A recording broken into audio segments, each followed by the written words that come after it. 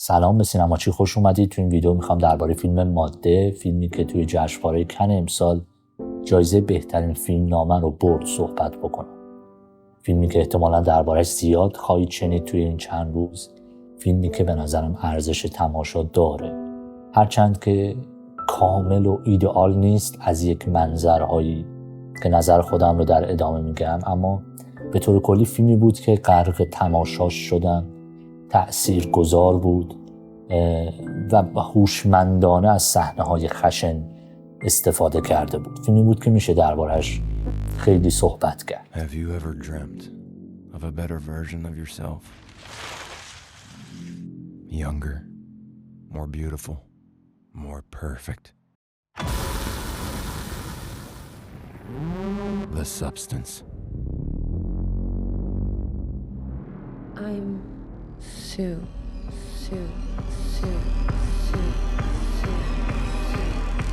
You're hired.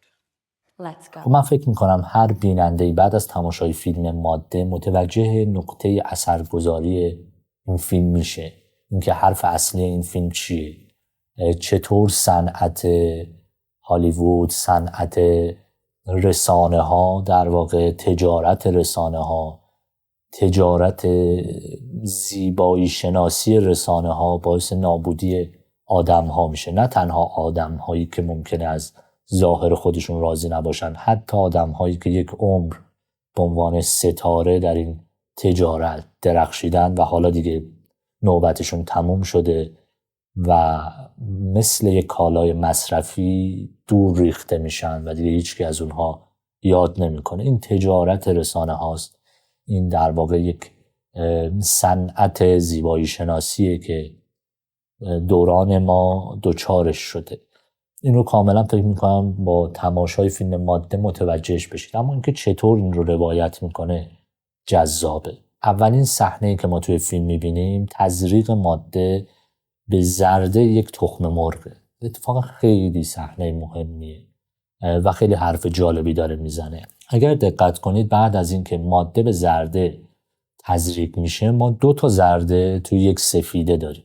در واقع 2 تخم مرغ نداریم. اگر ما زرده رو نمایانگر درونیات بدونیم و سفیده رو در واقع نمایانگر بیرونی و ظاهری و بدنی بدونیم، این چیزی که ماده تولید میکنه 2 درونه، نه 2 انسان مجزا یا 2 تخم مرغ مجزا با درون جدا و بیرون جدا. تو همون صحنه اول به ما نشون میده که در یک تخم مرغ 2 زرده به وجود میاد. یعنی در درون یک انسان 2 خود به وجود میاد، 2 هویت به وجود میاد. این 2 خودی که به وجود میاد درون یک انسان در علم روانشناسی بهش میگن true self و ideal self که در درون همه آدم ها وجود داره. حتی یک خود سومی هم وجود داره که توی این فیلم دربارش بحث نشده و میذاریمش کنار، به نام خود مطلوب، خود ایدئال و خود واقعی.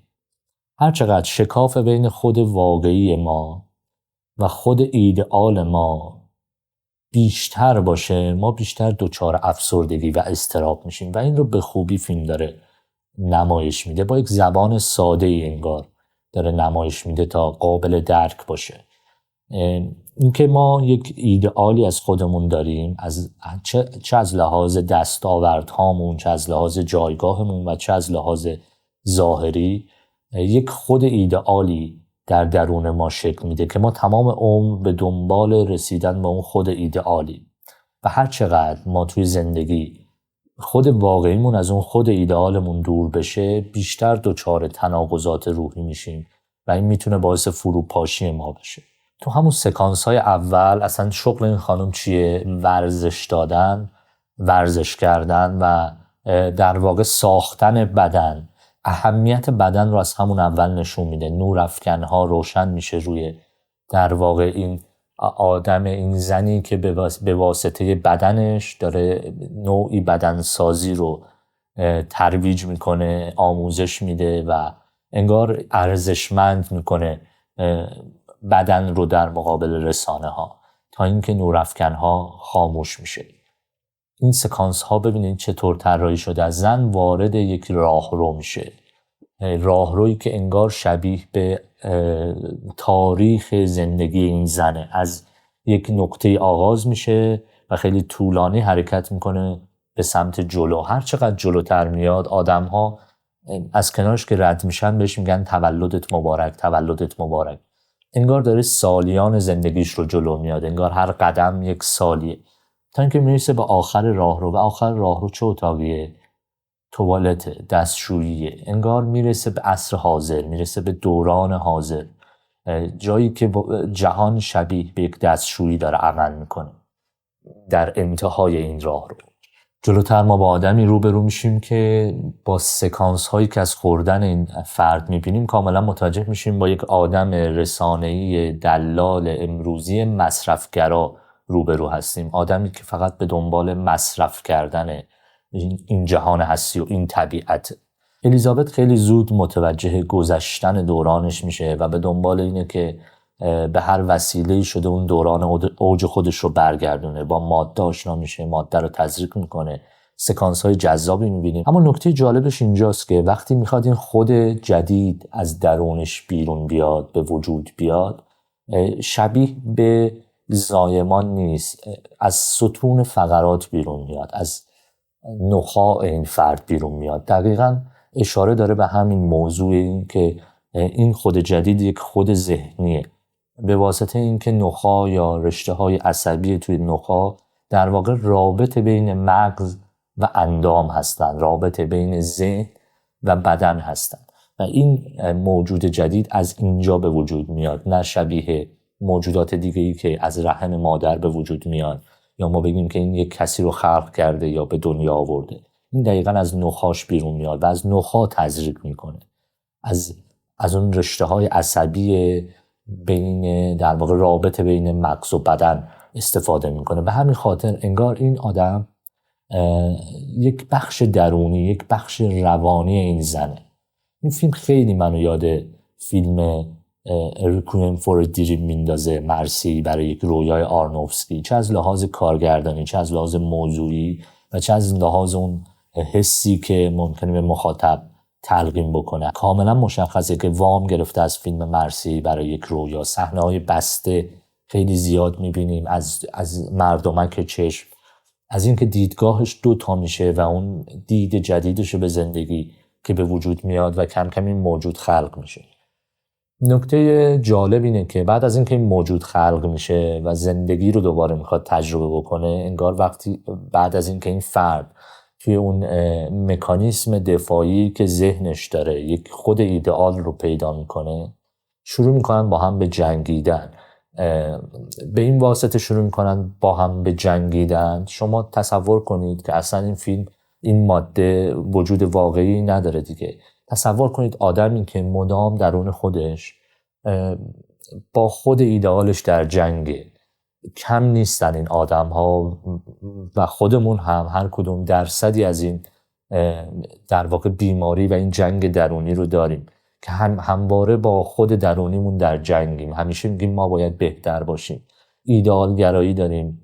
جدا از ایدئال گرایی اینه که احساس ضعف میکنیم، احساس کمبود اعتماد به نفس میکنیم در درون خودمون و همه اینها به خاطر اون فاصله بین خود ایدئال و خود واقعی ما هستش. این دوتا شروع میکنن با هم به جنگیدن، چیزی که ما در دنیای بیرونی میبینیم اما در واقع در دنیای درونی فرد وجود دارن.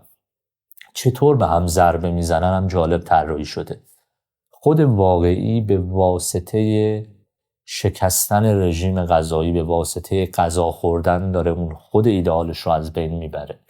دقیقا همون چیزی که تو این صنعت و تو این تجارت در واقع زیبایی اهمیت بسیاری داره، ورزش کردن، رژیم غذایی، این که بدن سالم و زیبایی داشته باشی. چطور ما میتونیم بدن سالم و زیبا رو از بین ببریم؟ وقتی دچار افسردگی، کمبود اعتماد به نفس میشیم و شروع میکنیم به پرخوری کردن، به غذا خوردن و باعث میشه به اون ایدئالمون ضربه بزنیم. چطور ایدئال به این خود واقعی ضربه میزنه؟ به واسطه اینکه در کمال خودش رو میبینه، به واسطه اینکه میگه من همه چیز دارم و حالا که همه چیز دارم همه چیز میخوام و برای اینکه به همه چیز برسم باید تو رو مصرف کنم، توی واقعی رو از بین ببرم. و این فیلم کاملا در خیلی از آدم‌ها به صورت واضحی جنگ بیرونیش در درونشون وجود داره و خیلی از آدم‌ها شاید محسوس هم نباشه و این جنگ رو درون خودشون احساس بکنن. نکته جالب اینه که بعد از اینکه سو به دنیا میاد، سو خلق میشه، الیزابت از خودش در ابتدا گذر میکنه. انقدر شیفته سو میشه که روی تقویم مینویسه روزهایی در ماه رو که قرار سو زندگی بکنه و میبینید که بقیه روزها رو زبدر میزنه. انگار اصلا وجود نداره، انگار دیگه خودش رو نمیبینه، خودش برای خودش اهمیتی نداره. همه اهمیتشون سو هستش و وقتی میبینه که اون سو خود ایدئالش چطور از مایه نخایی خودش تزریق میکنه برای اینکه فقط لذت ببره از زندگی و هیچ اهمیتی این خود واقعی برای خود ایدئال نداره، به جنگ باش میپردازه. و در آخر هم این نکته جالبه که الیزابت متنفر نیست از سو، هنوز میخواد که سو به همه اون آرزوهایی که خودش داره برسه، هنوز میخواد زندگی کنه و نمیخواد سو رو از بین ببره. اما سو متنفر از الیزابت، چون الیزابت سو بودن رو زندگی کرده، میدونه که سو بودن یعنی چی. اما سو میترسه از الیزابت شدن، متنفر از الیزابت شدن. اون رو میبره جلوی آینه حمام و انقدر سرش رو به آینه میزنه و میگه نگاه کن به خودت تا از بین بری. انگار خود ایدئاله که نهایتاً ما رو از بین میبره، از پا در میاره. این کمبود اعتماد به نفس در باره خودمون، احساس کمبود در رابطه هایی که داریم، حس میکنیم ما کافی نیستیم برای دیگران، باعث به وجود اومدن یک افسردگی یا اضطرابی درون خودمون میشه که یک مکانیسم دفاعی اینه که خودمون رو تصور کنیم در شرایط ایدئال و سعی کنیم همه زندگیمون برای اون آدم ایدئال باشه، از واقعیت فرار کنیم و کم کم این فرار کردن از واقعیت ما رو از پا در میاره. توی فیلم این صحنه‌های برهنگی زیاد وجود داره اما هیچ کدوم صحنه‌های اروتیکی نیستن و جالب از این فرمول استفاده کرده. حمام جای مهمیه توی فیلم، جاییه که انگار شما با خود واقعیتون روبرو میشید، خود برهنه واقعیتون رو توی آینه میبینید بدون دخالت، فشارها و قضاوت دیگران نسبت به خودتون، علل خصوص بدنتون.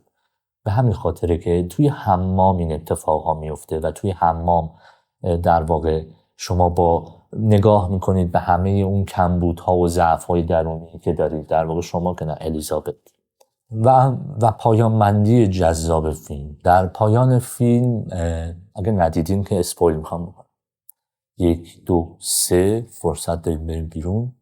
در پایان فیلم تبدیل میشن به یک هیولا، ترکیب این دو نفری که همدیگر رو از بین بردن، یا بهتره بگیم این یک نفر. وقتی که سو الیزابت رو از بین میبره و به واسطه مردن خود واقعی، خود ایدئال هم از بین میره،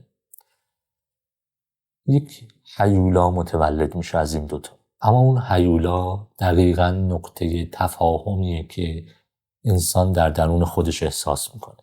اوج زشتی رو داره، اوج ترس‌ها، ضعف‌ها، کمبودها رو داره، همه چیز رو داره، توی آینه میبینه و انگار با خودش به تفاهم میرسه، خودش رو آرایش میکنه و ترسی نداره از این که تمام این ضعف‌ها و کمبودها رو نشون بده به بقیه آدم‌ها.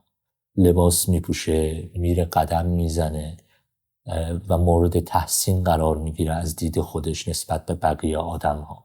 درسته که اون هیولای زشتیه، اما تمام کمبودها و ضعف‌ها و ترس‌های درونیه که بعد از جنگیدن خود واقعی و خود ایدئال به وجود میاد. اتفاقاً لحظه پیروزیه.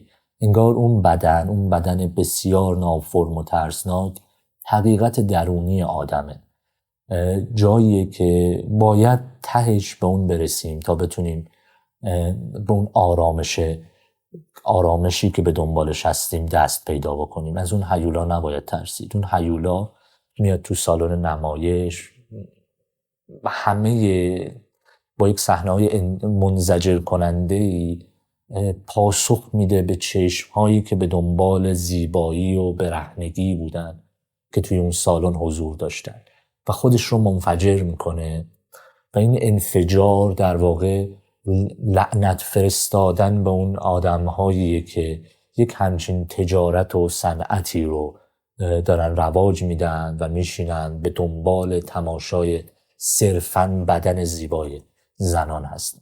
You can't escape from yourself. There's been a slight misuse of the substance.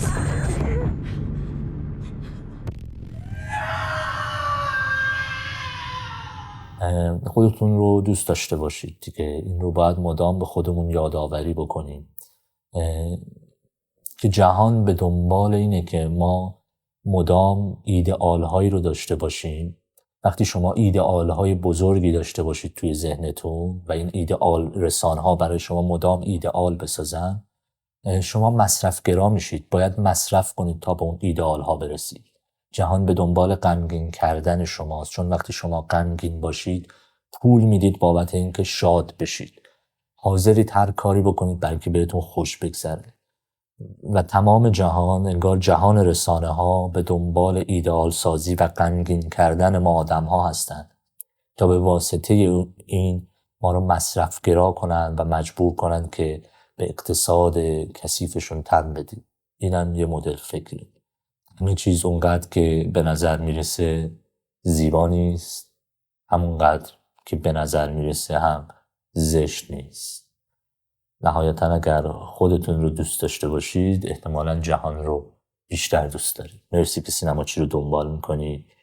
فعلا خدا نگهدار.